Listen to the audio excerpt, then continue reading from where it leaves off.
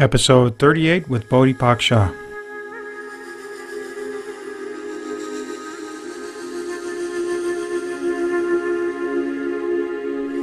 Where meditation meets daily life, this is the Meditation Freedom Podcast. Thank you so much for joining me on the Meditation Freedom Podcast. My name is Sika Road, and this podcast is all about meditation, mindfulness, why we do it, and how we bring our practice and the fruits of our practice into our daily lives. And there are lots of different ways to have a practice, a meditation or mindfulness practice. And in this podcast, I talk with lots of different people, getting lots of different views and perspectives on why they meditate and what kinds of benefits they see and how they bring that into their daily lives. The following interview is with Bodhipaksa, an accomplished teacher, published author, and founder of the popular Wildmind website. Bodhipaksa has been meditating and practicing Buddhism since 1982. He was ordained into the Triratna Buddhist Order, formerly known as the Western Buddhist Order, in 1993. In addition to his work with Wildmind, he leads activities at the Aryaloka Buddhist Center in Newmarket, New Hampshire. He's worked with low-income teens, with prisons, and he was also formerly the director of a retreat center in Scotland, as well as the Rocky Mountain Buddhist Center in Missoula, Montana. Bodhipaksa founded Wildmind in 2001. His books and audiobooks are about aspects of meditation and Buddhist practice. He's well known for his guided meditation recordings. And as director of Wildmind and the father of 2 young children, he understands the challenges of balancing a meditation practice with a busy life, and we discuss that a little bit in our interview here.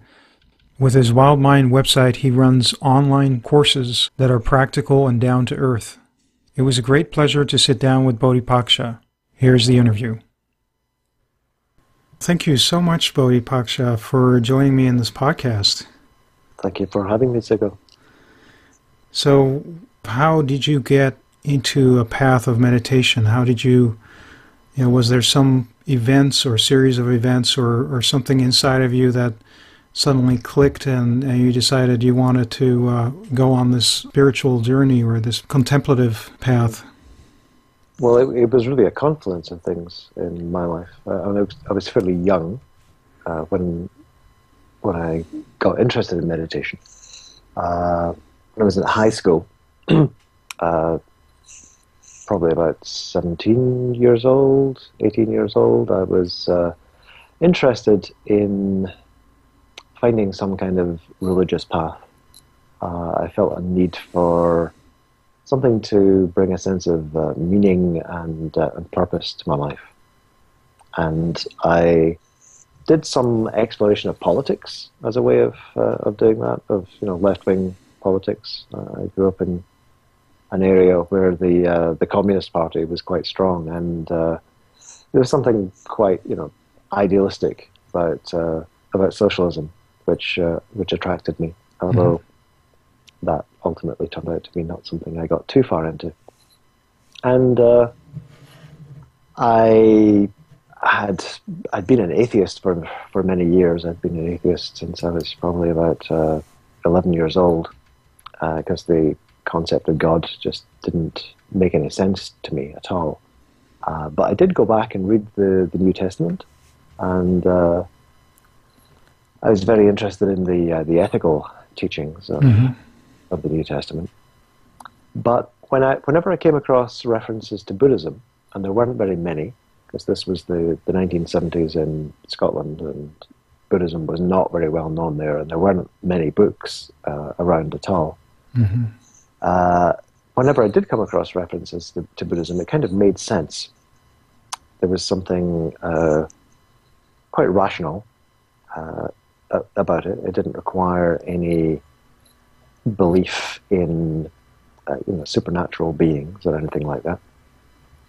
And at the same time, I went through a bit of a personal crisis, because a lot of my friends happened to leave the area that I was living in and went off to do other things. And I was still in school at this time. And at that age, your friends are really important to you. Right. And I just experienced a lot of suffering. I experienced a lot of loneliness and anxiety and a sense of not fitting in with the people that I was left with.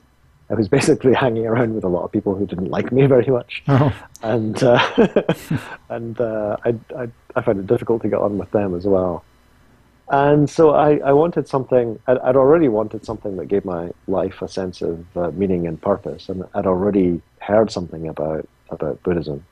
And the idea of meditation as being a way of finding happiness within yourself was very attractive to me, because the outside world didn't seem at all reliable.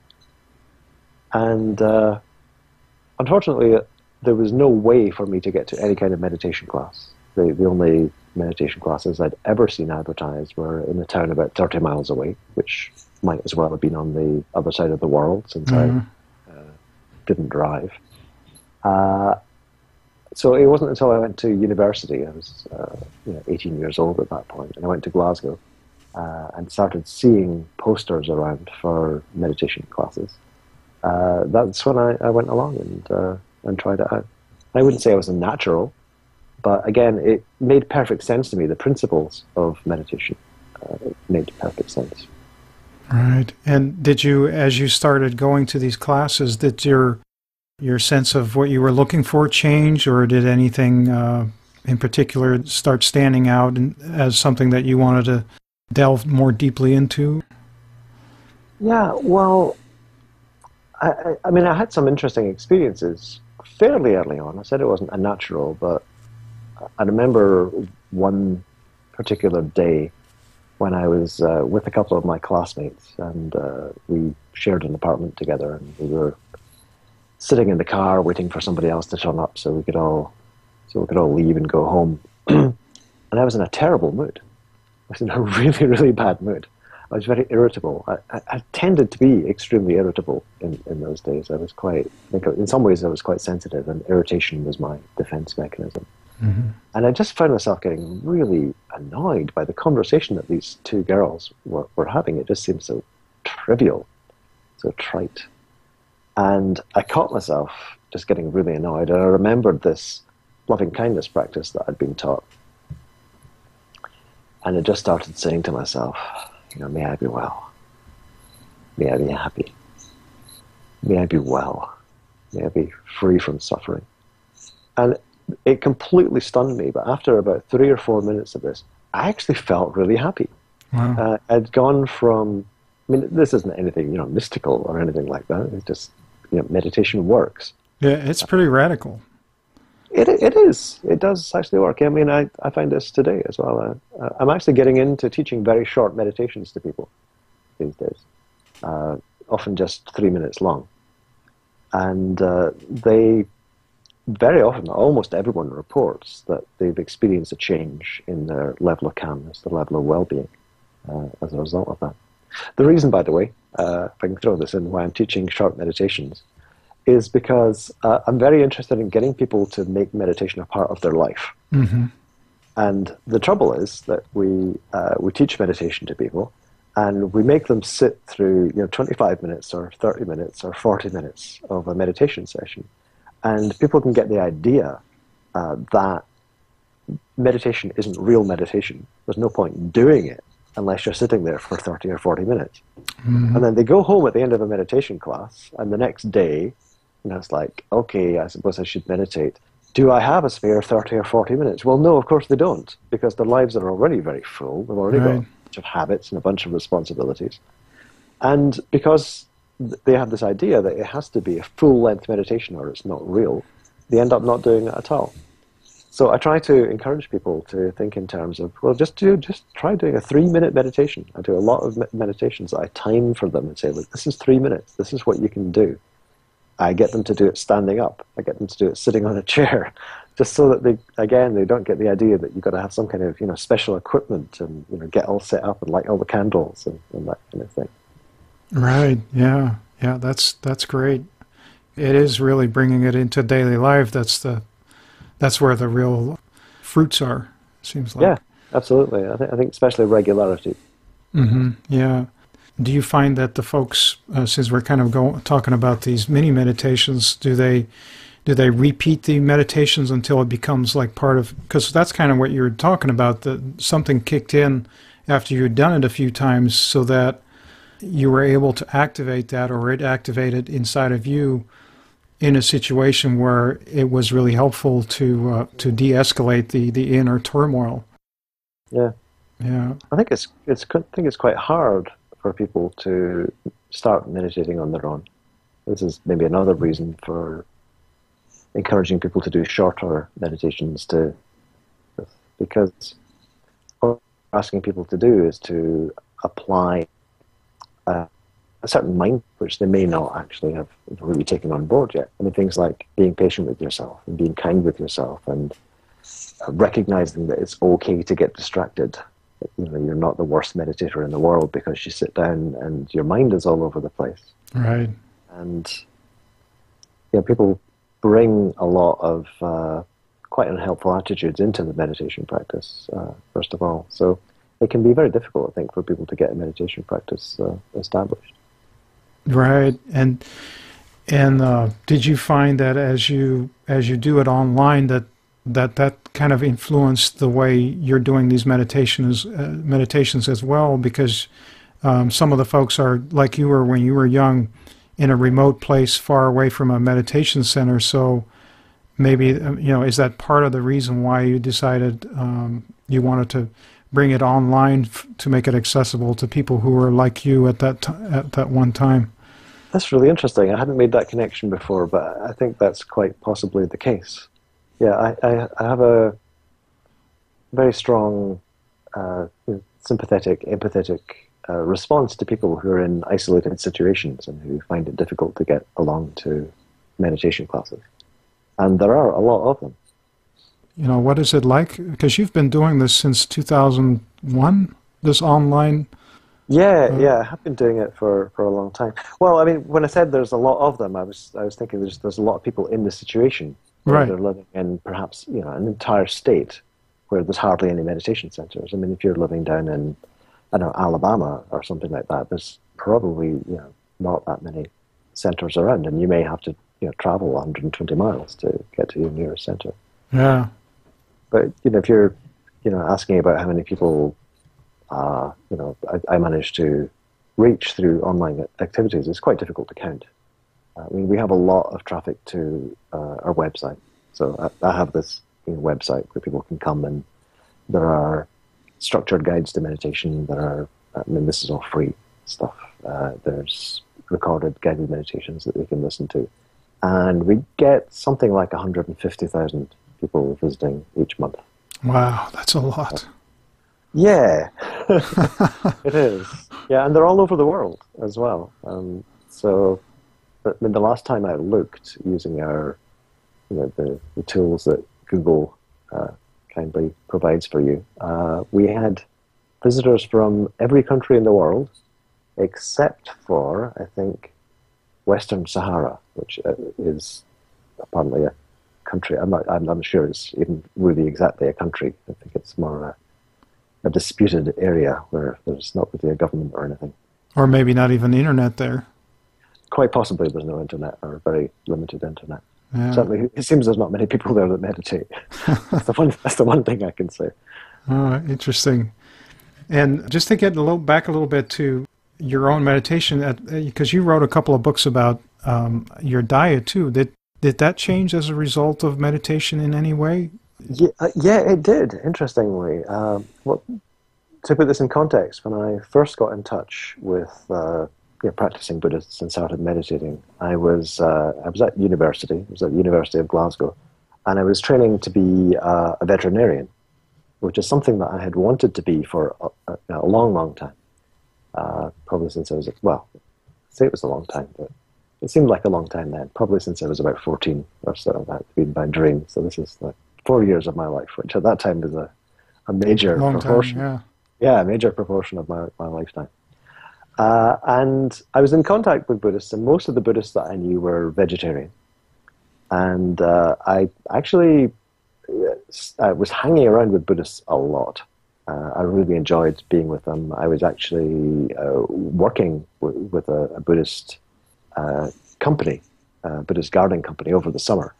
during my summer vacation at university, and some of those guys lived with each other, and so I would go around to their house and and have meals after we'd worked together all day, and then we'd go to the Buddhist Center and we'd do classes and whatnot. So I was eating a lot of vegetarian food, but I was almost militantly anti-vegetarian.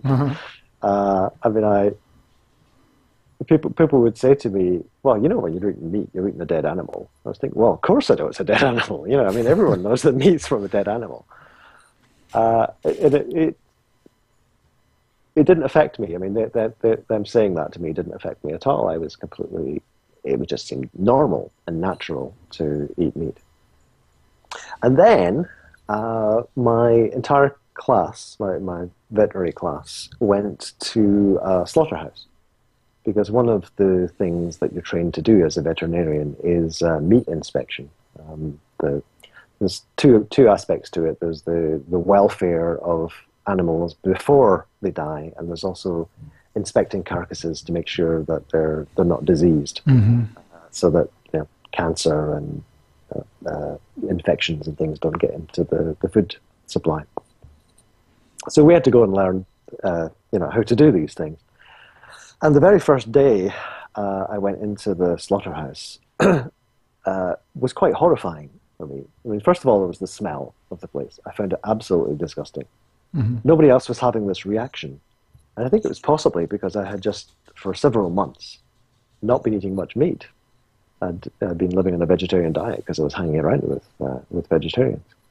And I actually had to have a scarf wrapped around my face to try to filter out some of the smell. And then we went through onto the killing floor, and although it was the end of the day, and we'd finished slaughtering animals for the day, there was a pig which had been spotted, which had been quite badly injured. And the animal welfare rules say that the animal has to be killed as quickly as possible. So I saw my first pig being slaughtered, being shot in the head and having its throat cut and bleeding out on the floor. And at that point, the question or the statement, you do realize that meat is a dead animal. It suddenly made sense. I knew what people were actually talking about then. And I didn't actually make a conscious decision to become a vegetarian. I just went home and I couldn't eat meat. We already had some meat that we'd bought for our meal that evening, and I just looked at it and I realized, no, I can't eat this. And I think it was a combination of, as I mentioned, not having eaten very much meat for a while and hanging out with vegetarians, although their philosophical approach to vegetarianism hadn't really affected me on a conscious level. I think the meditation practice that I'd been doing had perhaps opened me up, because I was the only person out of, I think it was like 40, 45 of us who went there. I was the only one who had this kind of response, who actually saw an animal being slaughtered and thought, I don't want to have anything to do with this. Yeah. So it opened you up in the sense that to the suffering of someone else, kind of like an empathetic response. I think so, yeah. I've been doing a combination of mindfulness of breathing and of loving kindness practice for several months at that point. And I think it did open me up in an empathetic way. Interesting. Yeah, and the other thing I also noticed on your website, you mentioned your children, you see your children as your spiritual teachers. Maybe you can explain that a little bit. Well, okay, so let's say you're a meditation teacher and you go along to your meditation class, and of course you're friendly and you're understanding to everybody. And even when people are quite difficult, you be patient with them. It's much more difficult to maintain that sense of I'm in public and I'm in charge of myself and I'm emotionally non-reactive and I'm kind and I'm patient. It's much more difficult to maintain that kind of equanimity when you've got a child who's screaming at you, or having a temper tantrum, or really upset about something, right, or just doesn't want to do what you want to do, or even when they're sick. When my kids were really young, and I'd have to stay up half the night, holding them upright because they couldn't sleep lying down because they had earache or something like that. really tests you It does, in yeah. lots of ways. You know, they push your buttons, and they learn how to push your buttons. So, you know, it teaches you to practice patience and kindness on a much deeper level, because when you're doing it, you know, at the meditation class, it's relatively easy to do.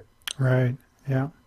There's always you feel like you're in public and people are watching you and you're on your best behavior, but you can't remember to be on your best behavior all the time when you're with your kids, and you don't feel like anyone is watching you when you're on your own with them. Yeah. Yeah, just like at work, people's places of work, you know, it's easier to be nice there too, because you're also getting, you know, you're getting paid to be there and so forth. Yeah. And Yeah, although I think sometimes the length of time that people spend with each other at work leads to that familiarity that breeds contempt. yeah, yeah, that's also a very good practice place for sure. Yeah, definitely. Especially when you're at things like meetings and people disagree with you. It's very easy to get heated and to get stubborn and whatnot. Yeah, yeah. And in terms of your website, what brought you to develop this site? Yeah. How did it get started? How did I get the inspiration for it? Yeah, and I remembered we kind of we talked a little bit about that already, and then, or you know, what inspired you to do it, but what kept you going on the website? What made you realize this is something that you wanted to do, I guess, full time, right? Or, you know, it is now. Yeah. It's very full time. I mean, it was a very part time thing for a long time. Well, the idea for the website came to me when I was doing a master's degree at the University of Montana, and I'd had this decision that I wanted to go and study Buddhism at university. I wanted to do a master's in Buddhism, and the reason for that was because being smart can be a bit of a problem sometimes, because it can seem quite easy to get your head around Buddhist teachings. And because you think you understand them, you don't ask yourself the kind of the deeper penetrating questions, like, do I really understand this? mm-hmm. You know, on an experiential level, does this even make sense? You know, are there contradictions in this? You can sometimes find yourself holding contradictory ideas in your head, and you can flip from one to the other without even realizing that you're doing it. I think it's very common to do that. So I wanted to be challenged to think more deeply about the Dharma, about Buddhism. And I was lucky enough to bump into a professor of Buddhist studies who was looking for a teaching assistant. And the teaching assistantship would pay for a master's degree. However, and this was a real stroke of good luck, it wasn't possible to do a pure master's in Buddhism at this particular university. There just weren't enough for credit courses available.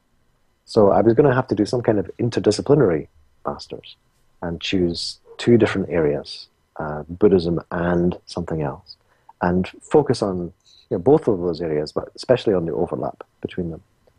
And I considered various options. I was quite interested at one point in studying Zen Buddhism, and so I thought about studying Japanese, but my advisor pointed out that it would take many, many years to develop enough proficiency in Japanese and Chinese, which I'd also have to learn. I'd have to learn classical Chinese in order to be able to make any use of that. And it occurred to me that one of the things I'd always really loved doing was running businesses. I hadn't really thought of myself as doing that, but when I was in Glasgow and involved in a Dharma centre there, I volunteered to run the bookshop. And I loved doing it. I just loved the craft of taking something and making it work well and making it appealing to people and increasing the range of books there and expanding things and building things up. So I loved that. And then I ran a Buddhist centre for a number of years. I ran a retreat centre in the Highlands of Scotland. And when I arrived there, it was a very kind of small-scale operation. And I just loved building it up and being able to reach more people and being able to benefit more people. And so I thought, well, maybe I could study Buddhism and business. It seemed like a really intriguing thing to do. And most people at this point do what you're doing right now and give a little nervous laugh because Buddhism, business, aren't they like complete opposites? But of course, in the Buddhist teaching, there's the Eightfold Path, which is the core teaching of Buddhism, and one of the aspects of the Eightfold Path is right livelihood. Yeah. So that's Buddhism and business. It's how to make your work into a practice. So I was studying classes in the business school, and I was studying Buddhism in the philosophy department. And I was trying to think, what am I going to do with this degree? Where's it going to go? I need some kind of practical project to make the focal point. And I had various ideas. I had friends who were Buddhists who were running businesses, and I thought of getting involved. In fact, I did get a bit involved with them and looked at whether I might be able to apply the principles that I was learning to their particular businesses. Mm-hmm. Hello, dogs. Yeah. You can hear them in the background. And then it just came to me one day. I don't know quite why, but it just came to me that the internet at that time, and you're talking 2000, this would have been the internet at that time, was not a good place to go if you wanted to learn meditation. There were people who were advertising meditation classes there, but you couldn't really go onto the internet at that particular time and learn how to meditate. And I thought, well, you can. People don't think it unusual to learn meditation from a book. They go out and buy tons of books about meditation and books about Buddhism. Sure. People don't think it unusual to go out and buy a CD on meditation and learn that way. And I thought, well, you can do all of those things on the internet. Exactly. Right. So I thought, okay, let's work on putting together a structured program. And I actually wrote a grant proposal to the Council of Learned Societies and managed to get some grant money, which funded me for a summer to work on writing and recording some materials. And I tried them out in the university, first of all. It was an online course, but just within the university. And then I started the website and opened it up, and that was in 2001, November of 2001. Wow. It started attracting people to come to it, and how did you change over time to meet their whatever needs they had? Did you just do it based on whatever feedback you got, or? Well, things just kind of evolved. Originally my idea was just have a website where people can come and they can learn something about meditation, and that was it. And trouble is, I was a graduate student, and I could barely scrape through a week and feed myself. Never mind set up a website. I had a friend who was a Buddhist who was a fairly successful businessman, and I told him about my idea for this website, and I said I'd probably need a couple of $100 to get it started. He said, "Oh, no problem at all." He had more than that in his wallet at that particular time, and he said, "Have you actually thought about doing like meditation classes online?" Because he knew I was a meditation teacher, and I thought, "Oh no, I haven't." He said, "Well, could you do that?" I said, "Yeah." I immediately thought about how you could do that. You could have discussion forum and readings and guided meditations and whatnot. And so after starting the website, I moved into having online courses, and it turned out that people liked the recordings that I'd done, so I turned some of those into a CD, and the CD did very well. And things just kind of took off from there. And then did the CDs eventually turn back into downloadable audio, or is that still yeah, no, of course you've got to do downloads these days. So yeah, we've part of the website now is a little online store where you can go and buy CDs and MP3s and things like that. The online courses that I've done have changed quite dramatically. I used to work with a small number of people quite intensively, and I would I'd have daily correspondence with them about their practice. And of course that limits you to a small number of people. I could maybe have 15 or 20 people, mm-hmm. and keep up that kind of daily correspondence. Now we've opened the courses out. They're all by donation. We don't have any fixed charges. We just suggest, if you consider yourself to be in a low income category, then here's a suggested donation. If you've got more money, here's another level of donation. And so we're getting on our most recent course there was about 227 people on the most recent event that I did. That's great. And you also mentioned prison. Do they do it the same way? They go to your website and download a course, or in prison? Yeah, I think I read somewhere on your website. Yeah, no, I for several years I went along to the state prison for men in Concord, New Hampshire, where there was already a meditation group. So that was in person then? Established. Oh yeah. They don't have a lot of internet access in prison for obvious reasons. Yeah. So that was actually an incredibly fulfilling thing to do. I really loved it. It was quite frustrating in some ways, but not because of the inmates, but because of the staff, who would often make it quite difficult. I'd drive an hour there and discover that there was something else planned for the chapel that day, and no one had bothered to call any of the volunteers. And so you'd drive an hour home again.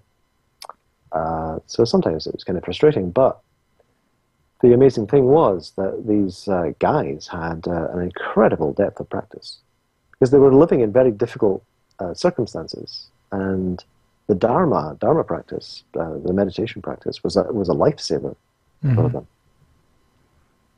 And it was actually inspirational to be with a group of people who were so committed to the practice. It was much more satisfying in many ways than teaching a meditation class in my local Dharma center just down the road, where in some cases people would come along and meditate for the evening, but that was the only meditation that they did all week. Yeah, so it's almost like that image of your hair being on fire, and I have a sense that if you're in prison, you're more willing to make a full commitment than if you're, you got lots of distractions and other things you can get into.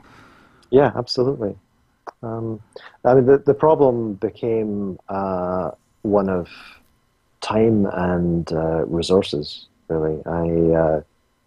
My then wife and I had adopted 2 children, and she wasn't working anymore because she was she wasn't working full time because she was staying at home to look after the children more, so we had a lot less money, and I just had to be much more careful about how I spent my time. So unfortunately, that was one of the things I had to drop. The group is still meeting, though, that other people stepped in and kept that going. I also went down to a couple of prisons in Massachusetts as well, until I managed to get somebody else to take over. Wow. Yeah, and you also mentioned you worked with low-income teens at one point, or? Yeah, that was at the University of New Hampshire. There's a program there. It's actually a federally funded program called Upward Bound, and everyone thinks I'm saying Outward Bound, and it's about camping. Exactly. Yeah. Upward rather than outward. And it's a federally funded program that was started in the 1960s. Back in the days when people thought that, back in the days when there was a consensus that helping people from low-income families to get into higher education was a good thing, because it would strengthen the nation, because you're tapping into talent that might otherwise go unrealized. And so the program aims to help teens from low-income families prepare for college. Actually, none of their parents have ever been to college. Often their parents are quite impoverished. Sometimes they have mental health problems, substance abuse problems, etc. So, they were a great bunch of kids, and I did that for 10 years. I very tentatively started doing some meditation with them. I was basically asked to come in and help teach them study skills and personal development skills. And I was a little hesitant about introducing them to meditation at first, because it's something that's really precious to me. And the thought of taking something very precious and offering it up to a bunch of people who might not appreciate it or might think it was boring or dull or something like that. That was scary. But I took the risk and I started introducing them to some meditation and found out very quickly it was their favorite thing of everything I was teaching. It was their very favorite thing, and they wanted more of it. That's great. So it became a regular thing, and we wouldn't do a huge amount of meditation. It would be a 7 or 8 minute meditation, but we did it in every single class, and they found that very, very beneficial. Did you notice it changed them as well? Well, it's kind of hard to tell whether meditation changes people, because I'm getting a bunch of people I don't really know very well, and I'm teaching them to meditate. And by the time I'm getting to know them, they've already been meditating for a few weeks. Yeah. So, but a lot of them said that they found it helpful. So that's great. I have to go on their reports rather than mine. Yeah, right. You called the website Wildmind. Is this something how do you explain Wildmind in terms of working with those habit patterns and things like that? Usually I don't explain it. It's just, it was just a name. It's become, in a way, just a name. At first, I put quite a bit of thought into, how you explain this. And I would explain it in terms of an ecosystem, for example.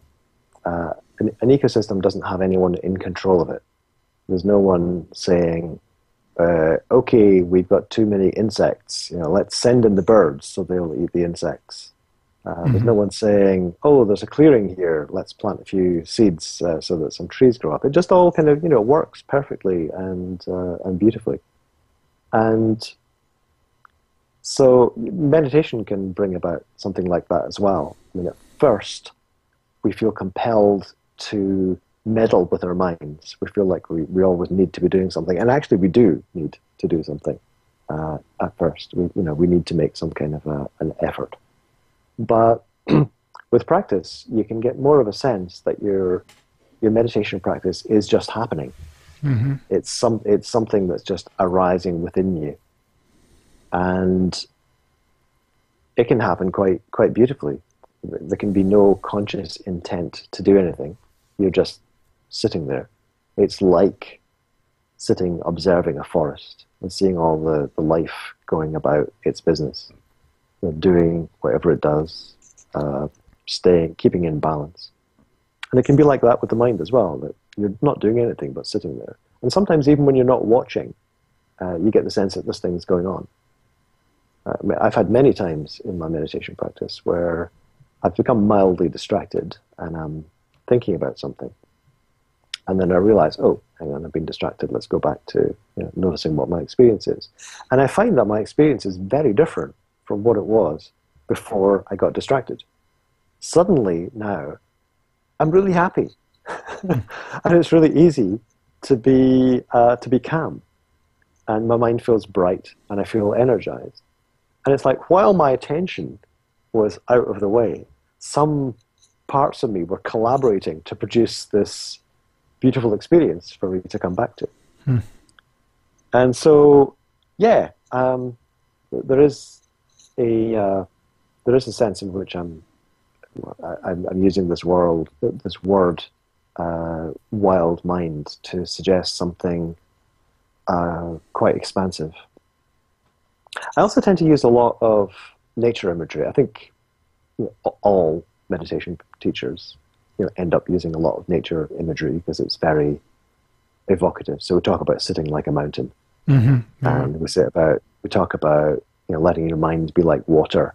So you stop stirring the water and you just let it settle down, and you let your water become clear and calm and able to reflect. And you find that as water calms down, you can see into it more easily. And again, with your mind calming down, you can see into that more easily. So there's a lot of nature imagery that tends to come into meditation practice. So again, there's this idea of the wild as being something quite spiritual. Yeah. But I don't, these days I tend not to, I suppose just because I wrote all this stuff and I've left it on the website for years now, and the explanation is still there. But I don't tend to think about it very much these days, I have to confess. Yeah, it's really nice to because meditation is a way to let the background, which in a lot of cases folks don't even hear the birds anymore because they're only hearing the foreground, which might be their own mind. Maybe that's one of the reasons why so many people start noticing, nature after they meditate for a while, that the background comes to the foreground. Yeah, very possible. So you're also an individual coach, and is that part of the website as well, or is that? It's it's something that's available through the website, and it's something that's fairly new for me as well. As I mentioned, I did quite a bit of coaching in my early days when I first set up online courses. I mean, a lot of what I was doing was coaching people. But through text, corresponding with them on a pretty much daily basis. And that's what I got the idea from being on a Generation X Dharma Teachers Conference this past summer. And there were a few people there who were coaching and who got a lot out of it. I thought, well, okay, I'll give that a try as well. Yeah. You mentioned on your website that some folks listening to this might be going, oh, maybe that's a helpful way to have somebody kind of see your back. You already mentioned your kids, and that's wonderful that folks like us who have families, they watch the back of our neck, the parts of ourselves that we don't necessarily notice or want to notice as much. And as a coach, you kind of do that as well then, right? It's kind of help folks with seeing patterns that they might not themselves recognize as easily. Yeah, absolutely. I think that's one of the big advantages of Kalyana Mitrata, spiritual friendship. That was it's interesting. You look at the Buddhist scriptures and you see places where the Buddha says, for example, that spiritual friendship is the whole of the spiritual life. Mm-hmm. A very strong statement. Yeah. And yet there's actually very little in terms of teachings apart from that on spiritual friendship. I can think of a couple of suttas where the Buddha either discusses spiritual friendship or praises spiritual friendship in a kind of a detailed way, but it's not really developed very strongly. But anyway, one of the advantages of spiritual friendship is it helps you to become conscious of things that you're not so conscious of. Right. That's great. Is there anything else that you would like to tell people that would be listening now that want to be free from suffering, and maybe some tips or ideas that you have for them with all your experience as somebody who helps people remotely? Well, there are many things I could say. I mean, the first thing that springs to mind is to find some kind of balance in your meditation practice. Because a lot of people, when they go to learn meditation, take up some kind of mindfulness practice. That's the most common thing. Mm-hmm. And so you're sitting watching your breathing, or you're sitting paying attention to the body, or you're sitting noticing thoughts passing through and letting go of them. And that is all great. It's all wonderful. It's a very good thing to do. It's an excellent practice. But there's a whole other side of practice, which involves working with the heart and developing more kindness and developing more compassion and developing more appreciation. And that is really important. Mm-hmm. And one of the things that I'm quite wary of in the modern Buddhist world is there's an emphasis on the goal as being having a particular kind of insight. And so people want to have this kind of insight. They want to see through the illusion of self, for example, which is, of course, a completely valid, perfectly wonderful thing to do, and everyone should have that experience. But the Buddha's ideal of somebody who's awakened was not just somebody who has had that insight and seen through the illusion of a separate, permanent self.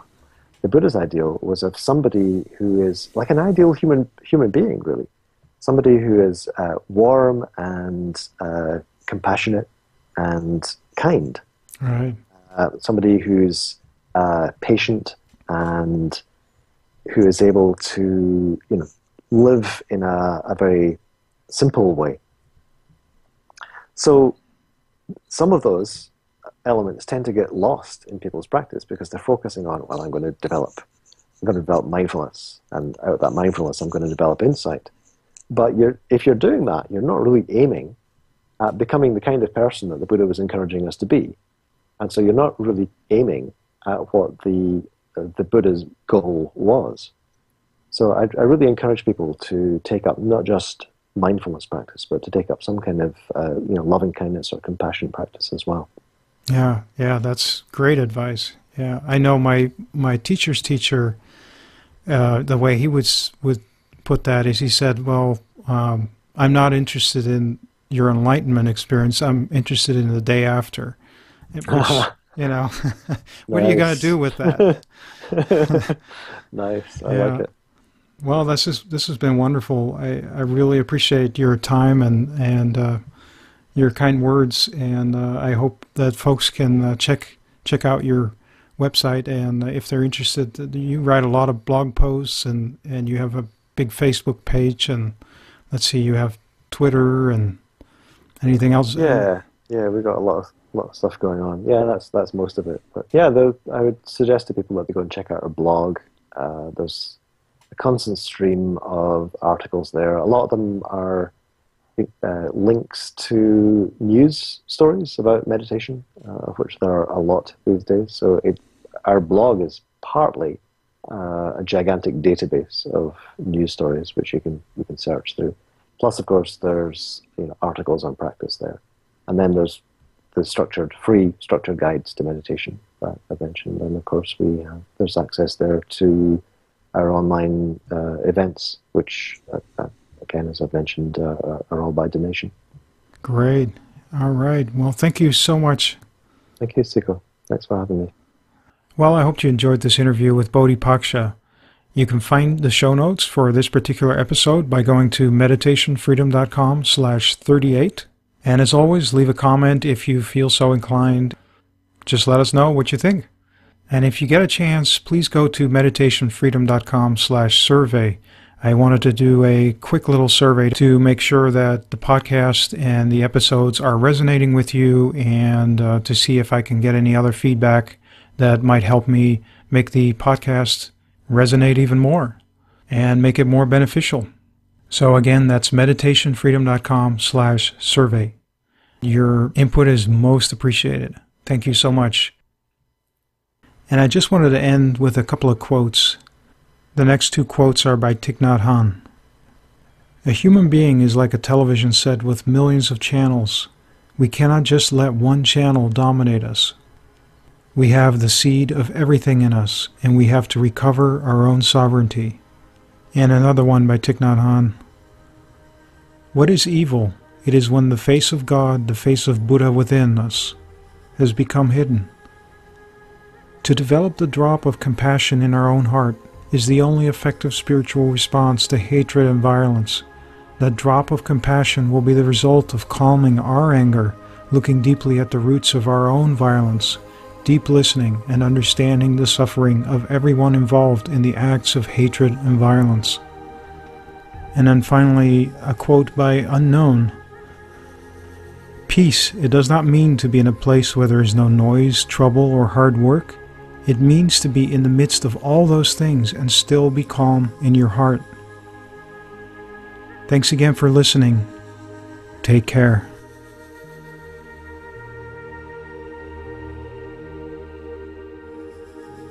Thank you so much for joining us on the Meditation Freedom Podcast, where meditation meets daily life.